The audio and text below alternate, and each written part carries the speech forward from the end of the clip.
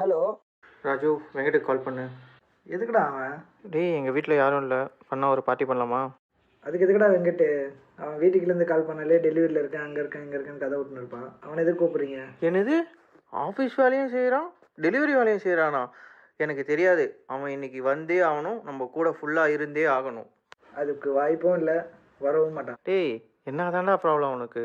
நல்லா ஜாலியாக தான் பேசுகிறான், ஜாலியாக தான் பழகுறான். நம்மளை தவிர வேறு ஏதாச்சும் பசங்க கூப்பிட்டா போகிறோன்னா என்ன?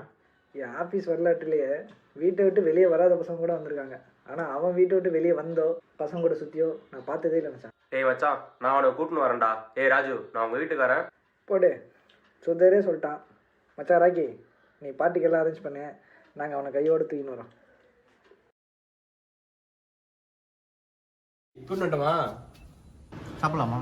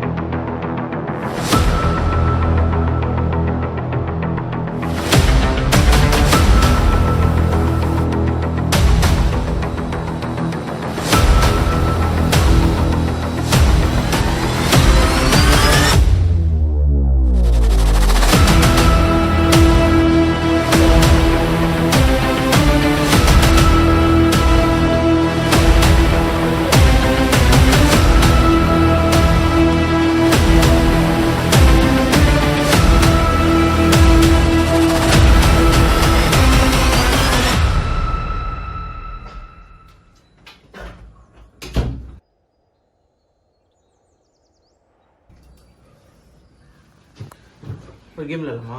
திரும்பவும் கேமா? நம்மளோட லைஃப்பில் என்ன தான் ஜாலியாக இருந்தாலும் நம்ம ஹார்டான ஒரு விஷயத்தை ஃபேஸ் பண்ணியிருக்கோம். அந்த ஹார்டான விஷயத்தை பற்றி நம்ம டிஸ்கஸ் பண்ண போகிறோம். ஹார்டான விஷயமா?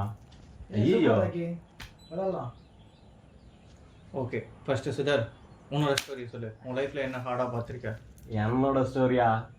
தலை, நம்ம நல்லா வேலை செய்கிறோம், நல்ல வேலையில் இருக்கோம், அம்மா அப்பாவும் நல்லா பார்த்துக்கிறோம். நம்ம லைஃப் அப்படியே செட் ஆகிடுச்சு தலை. நமக்குன்னா அது கஷ்டம்லாம் கிடையாது, ஜாலியாக போயின்னு இருக்குது. அதுதான் அப்படியே போயிட்டு இருக்குது ஜாலியாக. அதான் ஒன்றும் தெரில தலை, ஜாலியாக போயிட்டு இருக்கா. உன்னோட லவ் ஸ்டோரி பற்றி சொல்லு. வா, மெச்சூரிட்டி வந்துச்சு தலை. மெச்சூரிட்டியா? உடத்தில் எங்கே போயிடுவான்? வருவான். வெங்கட், அடுத்து உன்னோட லைஃப்பில் என்ன ஹார்டான சம்பவம் நடந்தது? இன்னொரு லைஃப் இல்லையா? நான் காலேஜ் படிக்கும்போது ஒரு பொண்ணு வந்துட்டு லவ் பண்ணிட்டேன். என்னாச்சுன்னா, அந்த பொண்ணை லவ் பண்ணிட்டு இருக்கும்போது திடீர்னு நான் எனக்கு தெரிஞ்சிச்சு அந்த விஷயம். டப்புன்னு என்ன பண்ணாலும் நான் ஒரு டென்னிஸ் கோர்ட்டில் தனியாக நின்றுருக்கப்போ பசங்களாம் கூப்பிட்டு வந்துட்டான். இது என்ன சொன்னால், ஒரு பையனை பார்த்தா அப்படியே அந்த கேட்டை முடுறானா. உடனே நான் பட்டு என்ன பண்ணிட்டேன், ப்ரோ அந்த சீன்லாம் இங்கே இல்லை. வினய் தண்ணி கதை சொல்லிட்டு இருக்கேன், அது இவ்வளோ சின்சராக கேட்டீங்க. வினய் தண்ணி வருவாயா? ஹேய், ஒழுங்கா உன்னோட ஒரிஜினல் ஸ்டோரியை சொல்லு. உண்மையான ஸ்டோரியாக சொல்கிறேன். ஏன்னா நான் சின்ன வயசாக இருக்கும்போது ஒரு வில்லேஜில் தான் இருந்தேன். அந்த வில்லேஜில் என்னென்னா, மக்கள்லாம் ரொம்ப கஷ்டப்படுவாங்க. ஏதாவது டிசீஸ்னால் கூட ரொம்ப லாங்காக தான் போகணும் ஹாஸ்பிட்டலுக்கு. அதனால் எங்கள் அப்பாவோட ஒரு லட்சியமாக என்ன இருந்ததுன்னா, அந்த ஊரில் ஒரு ஹாஸ்பிட்டல் நம்ம கட்டி தரணும் அப்படின்ற ஒரு லட்சியம் எங்கள் அப்பாவுக்கு இருந்தது.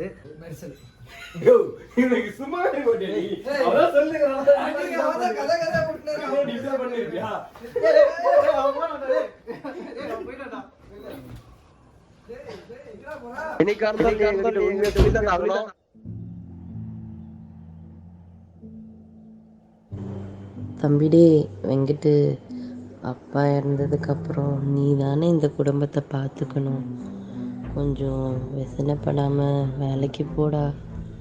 ராஜா இல்லை. ஓ புருஷன் சாவுக்கான தண்டனை நீ இன்னும் கட்டி முடியல. நீ என்னடானா காசுன்னு வந்து நிற்கிற.